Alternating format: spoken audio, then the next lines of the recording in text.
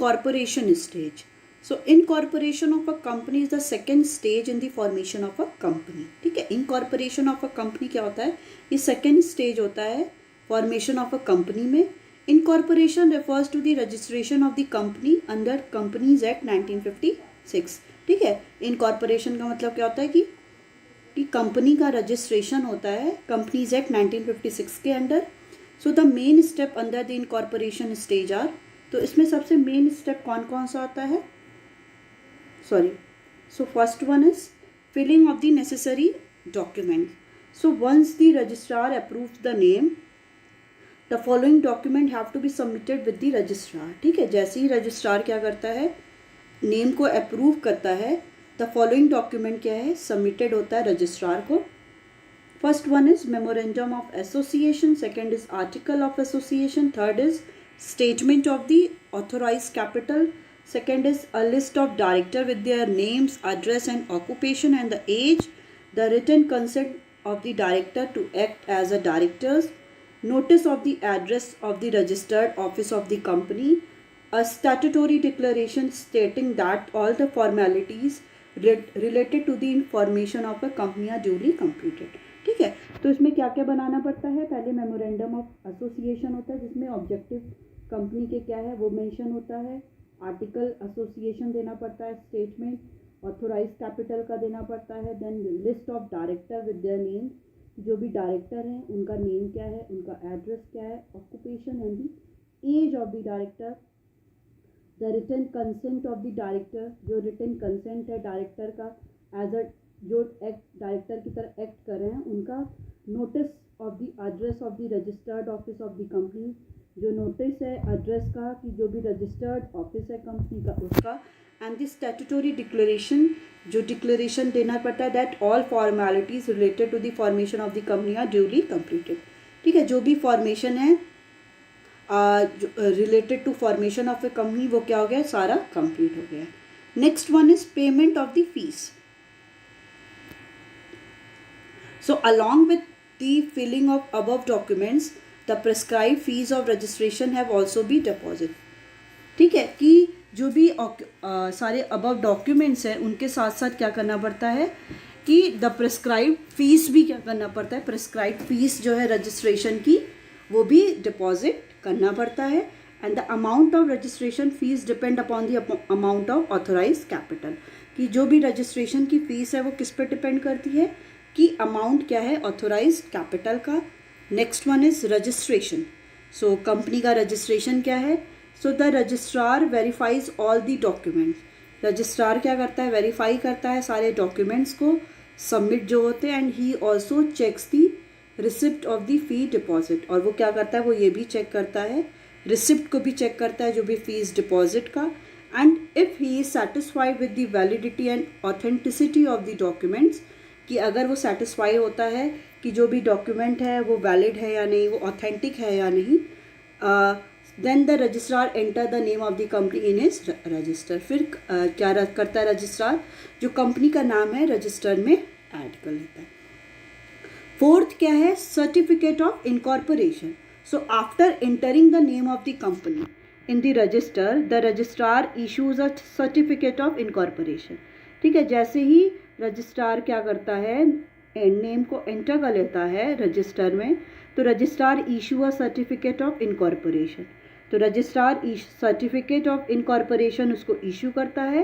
From this date, इस date के onward क्या होता है, कंपनी क्या है, कंसीडर्ड हो जाती है एक सेपरेट लीगल एंटिटी की तरह. ठीक है,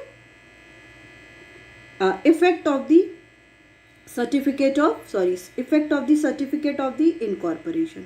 So a company is legally born on the date printed on the certificate of incorporation.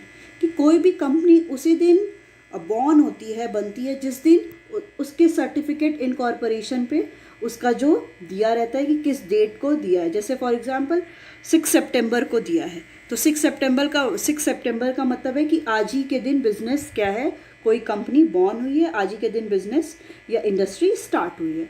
So it is considered as the separate legal entity. इसमें क्या होता है, ये इसको सेपरेट लीगल एंटिटी की तरह किया जाता है विच परपीचुअल succession.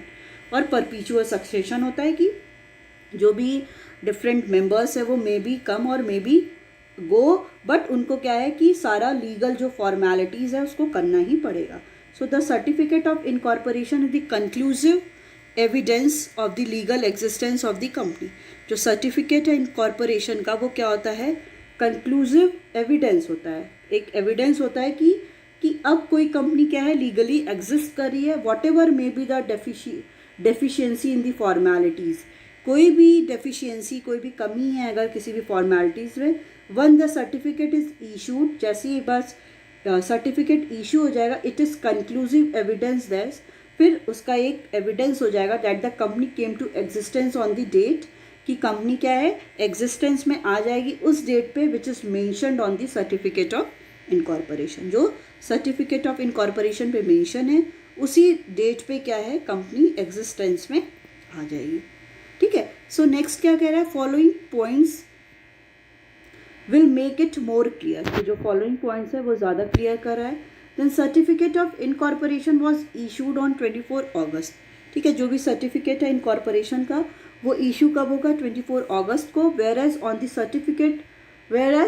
Certificate date it was written on the 22 August. ठीक है. जो सर्टिफिकेट है इनकॉर्पोरेशन का उसमें डेट लिखी है 24 अगस्त, और जो सर्टिफिकेट डेट रिटन है 22 August, then company is consider to be born on 22 August only. तब कंपनी क्या है, किस दिन उसको एज अ माना कंसीडर किया जाएगा, 22 अगस्त के ही दिन उसको क्या किया जाएगा, बॉर्न कंसीडर किया जाएगा. So all dealings carried on the 23 August will be considered legal. ठीक है. जो भी एक्टिविटीज़ 23 अगस्त को की जाएंगी वो सारी लीगल होंगी, although the certificate was issued only on 24. भले वो सर्टिफिकेट 24 को इशू हुआ और उस पर डेट मेंशन है 22, तो 22 को ही बिजनेस क्या है, एज अ कंपनी माना जाएगा, उसको कंसीडर किया जाएगा कि वो बॉर्न हो गई है. So after issue of registration certificate, कि जैसे ही रजिस्ट्रेशन सर्टिफिकेट इशू हो जाएगा, इट वॉज फाउंड, ये फाउंड किया जाएगा that person had forged signature on the memorandum. ठीक है. कि पर्सन क्या है, सिग्नेचर कर देगा मेमोरेंडम पे, but then also incorporation will be considered valid. ठीक है. तब भी जो इनकॉर्पोरेशन है बिजनेस का, जो बिजनेस सेटअप हुआ है, उसको वैलिड माना जाएगा. नेक्स्ट है capital subscription stage. So after getting the certificate of incorporation, the private company get formulated and can commence their business activities. ठीक है. जैसे ही सर्टिफिकेट ऑफ इनकॉर्पोरेशन मिल जाएगा, द प्राइवेट कंपनी क्या है, फॉर्मुलेट हो जाएगी and can be commence their business activity, और अपनी जो भी बिजनेस एक्टिविटी है उसको स्टार्ट कर लेगी. But a public limited company has to perform a third stage and get the certificate of compensation.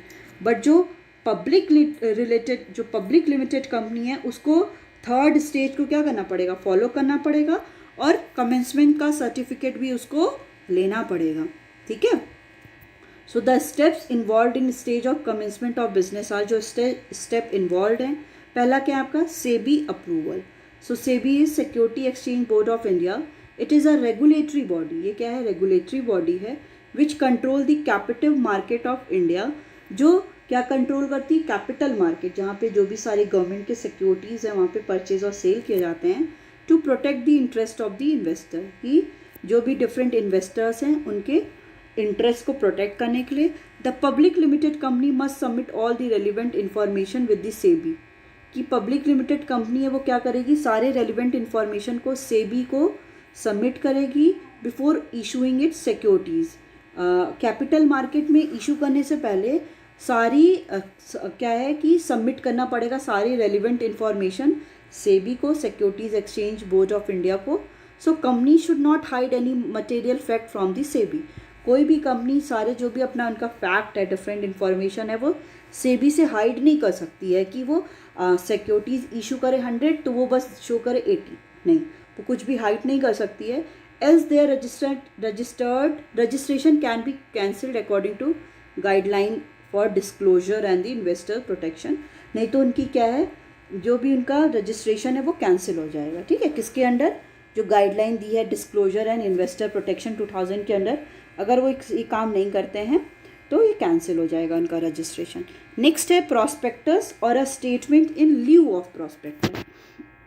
In lieu of means in favour of. So A public limited company has to prepare another important document called prospectus.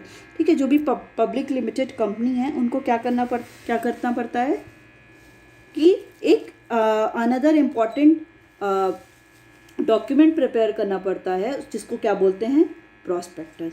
So it is a circulation और invitation, एक circular और invitation होता है issued to invite the general public, कि basically जो भी general public है उनको इनवाइट करने के लिए for subscribing to the shares of the company, कि जो भी कंपनी के शेयर्स हैं उनमें सब्सक्राइब करने के लिए. This document has to be deposited with the registrar, और ये डॉक्यूमेंट क्या है, रजिस्ट्रार के पास उसको डिपॉजिट करना पड़ता है. Next one is appointment of the bankers, broker and the underwriters. So to receive and deposit the application money bankers are appointed. ठीक है, मनी को रिसीव करने के लिए, डिपॉजिट करने के लिए बैंकर्स क्या है, जो भी डिफरेंट बैंक से रिलेटेड बैंकर्स होते हैं उनको क्या किया जाता है, अपॉइंट किया जाता है. To sell the shares brokers are appointed, कि शेयर्स को सेल करने के लिए क्या ब्रोकर को अपॉइंट किया जाता है.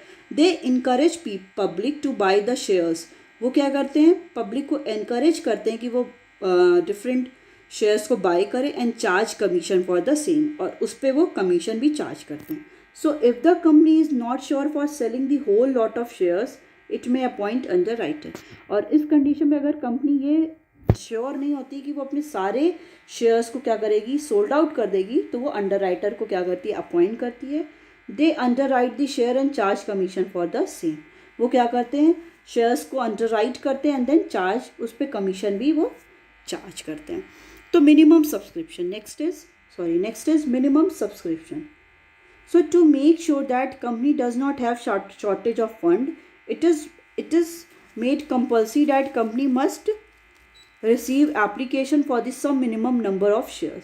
ठीक है, कि मेक ये श्योर करने के लिए company does not have a shortage of fund का शॉर्टेज ना हो, इट इज़ मेड कंपल्सरी, ये कंपल्सरी कर दिया जाता है कि कंपनी क्या करे, एप्लीकेशन रिसीव करे for the minimum number of shares, कि मिनिमम नंबर ऑफ शेयर्स का उसको एटलीस्ट एप्लीकेशन रिसीव करना है. So this is called the minimum subscription. इसी को क्या बोलते हैं, मिनिमम सब्सक्रिप्शन बोलते हैं. A public limited company cannot make allotment of shares unless a minimum subscription is received. कि कोई भी public limited company can not make allotment of shares, वो शेयर्स को अलॉट नहीं कर सकती unless a minimum subscription is received, जब तक उसको मिनिमम सब्सक्रिप्शन रिसीव्ड नहीं हो जाता है. So as per the rule of SEBI के रूल के according a company must receive 90% of the issued amount, कि कंपनी को क्या है 90% एटलीस्ट क्या है इशूड अमाउंट होना चाहिए with in the 20 days of issue of prospectus. जैसे ही वो प्रॉस्पेक्टस को इशू करती है उसके विद इन 120 days के अंदर उसके पास क्या होना चाहिए, 90% इशूड अमाउंट होना भी चाहिए. So in case the minimum subscription is not receive, कि अगर इस केस में कि अगर मिनिमम सब्सक्रिप्शन रिसीव नहीं होता है then the company must send back or return the application within the next 10 days. ठीक है, अगर उतना उसको नहीं मिल पाता है देन कंपनी क्या है, बैक कर देगी, सारे एप्लीकेशन को रिटर्न कर देगी with in the next 10 days. अगले 10 दिन के अंदर, मतलब टोटल 130 days के अंदर जब से वो प्रॉस्पेक्टस को इशू किए है वो सारा एप्लीकेशन को रिटर्न कर देगी. ठीक है, सो नेक्स्ट है आपका, next is application to stock exchange. So a firm must get itself listed in a stock exchange before selling its securities to the general public. ठीक है, फर्म को क्या करना है, अपने को लिस्ट करना है स्टॉक एक्सचेंज में before selling it's securities in the general public. General public को सोल्ड करने से पहले कोई भी स्टॉक एक्सचेंज को कोई भी कंपनी को स्टॉक एक्सचेंज के साथ अपने आप को क्या करना पड़ता है, रजिस्टर करवाना पड़ता है. The company may apply in the any of the recognised stock exchange to get the permission, कि कंपनी क्या है अप्लाई कर सकती है किसी भी रिकॉग्नाइज्ड स्टॉक एक्सचेंज में परमिशन लेने के लिए. The stock exchange authorities verify the financial soundness, जो स्टॉक एक्सचेंज अथॉरिटी है वो वेरीफाई करेगी कि कोई भी कंपनी कितनी फाइनेंशियल साउंडनेस है, वो कितनी मतलब उसके पास कितनी कैपेबिलिटी है फाइनेंशियल की, and other aspect of the company, other aspect if they are satisfied, अगर वो सेटिस्फाइड होंगे the name of the company is listed, तब कंपनी का जो नेम है वो लिस्ट हो जाएगा. If a company does not get permission from a stock exchange within the 10 weeks, अगर कोई फर्म क्या है परमिशन नहीं पा रही है स्टॉक एक्सचेंज से within 10 weeks from the date of closure of subscription, जिस दिन सब्सक्रिप्शन का डेट का क्लोजर हुआ है list, then the allotment will become the void.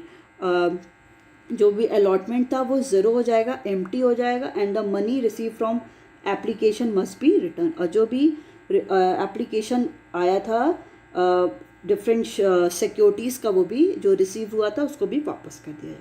Next one is allotment of shares. So after getting the name listed, जैसे ही name list हो जाएगा, the company prepare a return of the allotment. फिर company क्या करेगी, prepare करेगी कि allotment को return कर देगी। रिटर्न ऑफ अलॉटमेंट क्या एक स्टेटमेंट है giving detail about the name and address of the all the share holder, जिसमें क्या है नेम और एड्रेस जो है शेयर होल्डर का वो दिया होता है। The company has to submit a return of allotment with the registrar stating the name, कि कंपनी को क्या करना पड़ता है, सबमिट करना पड़ता है अलॉटमेंट विद द रजिस्ट्रार, जिसमें इसका नेम है, address and the number of shares allotted to each share holder, और कितने शेयर्स अलॉट हुए हैं डिफरेंट शेयर होल्डर को, ये सारी इंफॉर्मेशन क्या है वहाँ पे गिवन होती है। Business, okay, so after subscribing the securities and receiving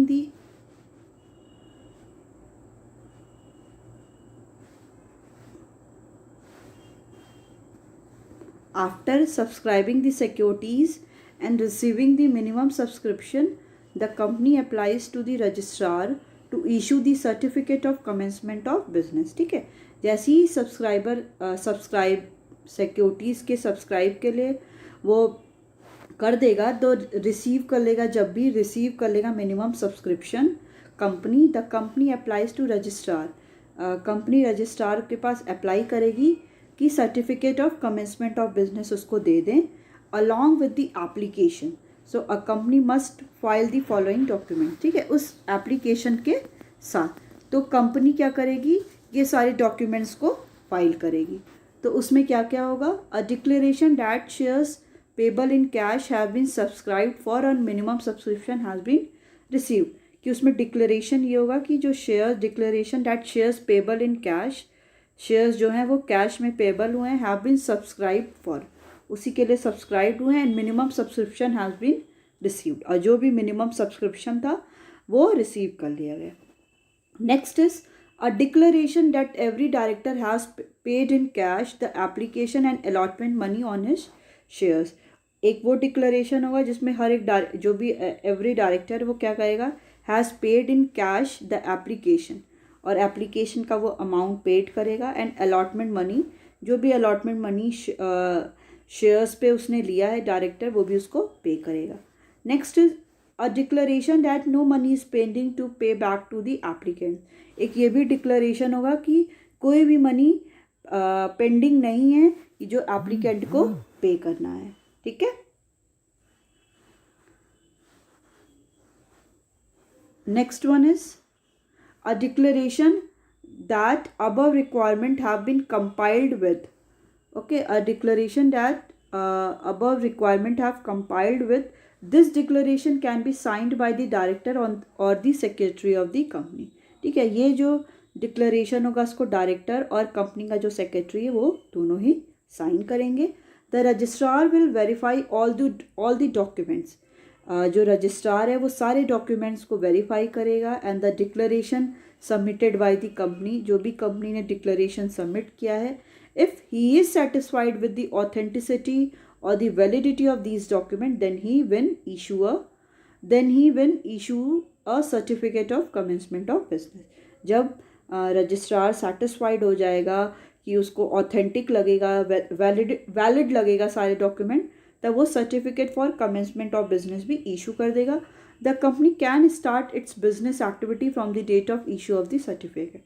अब कोई भी कंपनी क्या है अपनी बिजनेस एक्टिविटी को स्टार्ट कर सकती है from the date of issue of certificate. जिस दिन सर्टिफिकेट इशू होगा उस दिन से बिजनेस अपनी एक्टिविटीज़ को स्टार्ट कर सकती है। नेक्स्ट है important documents, important documents used in the formation of a company. ऐसे कौन से इंपॉर्टेंट डॉक्यूमेंट है जो कंपनी के फॉर्मेशन में यूज़ होते हैं? So there are basic documents हैं which are required to filed with the registrar of the companies in the formation of a public company.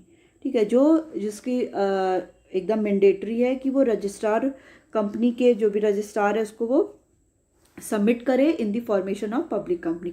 Public company अगर उसको फॉर्मेशन करना है तो दीज आर वो क्या है, for memorandum of association, next one is article of association and the third one is prospectus. So first one is memorandum of association. So memorandum of association is the principal document of a company. जो memorandum of association होता है वो principal document होता है, main document होता है किसी भी कंपनी का। It is considered at the charter of the company.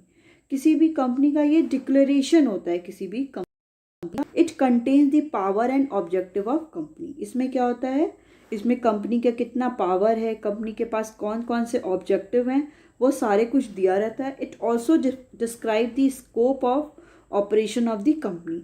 ये बिजनेस का क्या स्कोप है, बिजनेस के क्या क्या फंक्शंस हैं, वो सारी इंफॉर्मेशन क्या है इसमें दी रहती है। It can be altered only according to the provision made in the Companies Act regarding its alteration. ठीक है, ये तभी चेंज हो सकता है जब ये प्रोविजन में है कि कंपनीज एक्ट के अकॉर्डिंग अगर उसको चेंज करना है, उस कंडीशन पे ही इसमें सारे ऑल्टरेशन, सारे चेंज हो सकते हैं। So memorandum of association provides information to the outsiders. जो मेमोरेंडम ऑफ एसोसिएशन है वो क्या करता है, जो भी आउटसाइडर्स हैं लाइक क्रेडिटर्स, सप्लायर्स एक्सेट्रा, उनको इन्फॉर्मेशन प्रोवाइड करता है to know the limitation and the scope of the companies dealing, कि कौन कौन से बिजनेस के लिमिटेशन हैं, कंपनी के क्या स्कोप है, ये सारी इंफॉर्मेशन देता है। So it is also known as doctrine of the outdoor management. इसको हम लोग क्या बोलते हैं, डॉक्ट्रिन भी बोलते हैं। कोई भी आउटडोर मैनेजमेंट का मतलब एक प्रिंसिपल, कोई भी आउटडोर है मैनेजमेंट का मतलब जिसमें सारी इंफॉर्मेशन क्या होती है वो ऑलरेडी गिवन होती है। ठीक है, so content of the memorandum of association. So different content of the memorandum of association is already given. So the memorandum of association contains the following clauses. First one is name clause. So this clause contain the complete name of the company. इस clause में क्या होता है, company का complete name होता है। The company can choose any name subject to the following restriction.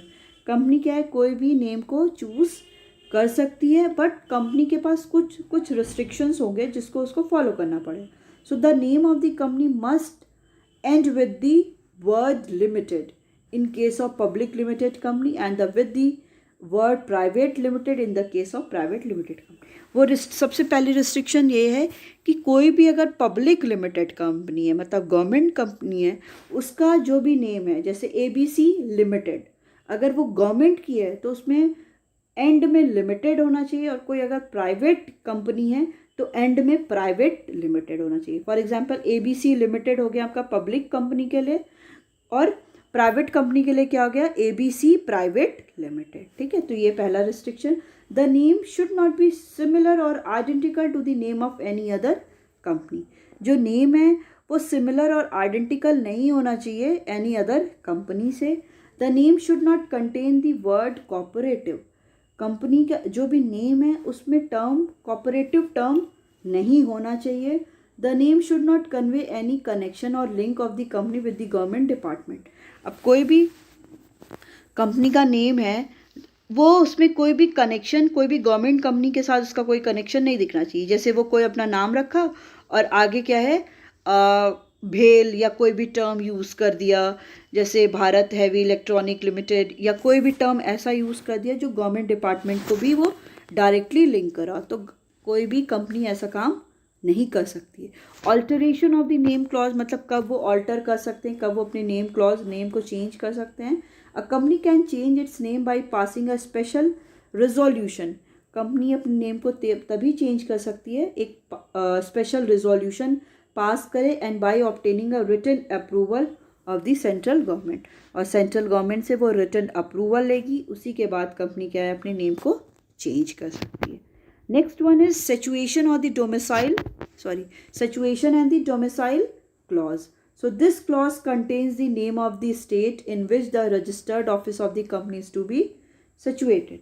इसमें क्या होता है कि स्टेट का नाम होता है जहाँ पे वो रजिस्टर्ड ऑफिस है, जहाँ पे उसका कोई भी कंपनी का ऑफिस है वहाँ पे वो वही उसी का नेम क्या है स्टेट का, कि जैसे यूपी में है, कि महाराष्ट्र में है, एमपी में है, तो ये सारा क्या है उसमें सिचुएशन उसका सॉरी उसमें क्या होता है नेम होता है स्टेट का, कि जिस स्टेट में वो उसका रजिस्टर्ड ऑफिस है. So it is necessary because a company gets the registration from the state only. ये क्या है एकदम नेसेसरी है कि कंपनी को क्या है रजिस्ट्रेशन उसी स्टेट से ही मिलेगा. The registered office is a place where all the important document of the company are kept. कोई भी रजिस्टर्ड ऑफिस मेन वो है जहाँ पे सारे इंपॉर्टेंट डॉक्यूमेंट क्या होते हैं वहाँ रखे रहते हैं. A company must have the registered office. Company का क्या है एक रजिस्टर्ड ऑफिस होना चाहिए when it starts its business activity or within 30 days of its registration. कि जैसे ही कंपनी अपना बिजनेस स्टार्ट कर लेती है उसका एक ऑफिस होना चाहिए, और जैसे ही वो स्टार्ट करे उसके 30 जैसे ही इसका रजिस्ट्रेशन हो रहा है रजिस्ट्रेशन के विद इन 30 डेज उसका एक रजिस्टर्ड ऑफिस भी होना चाहिए. Next one is alteration of the situation clause. So the situation clause can be altered in the following veg. कि जो सिचुएशन क्लॉज है वो किसी भी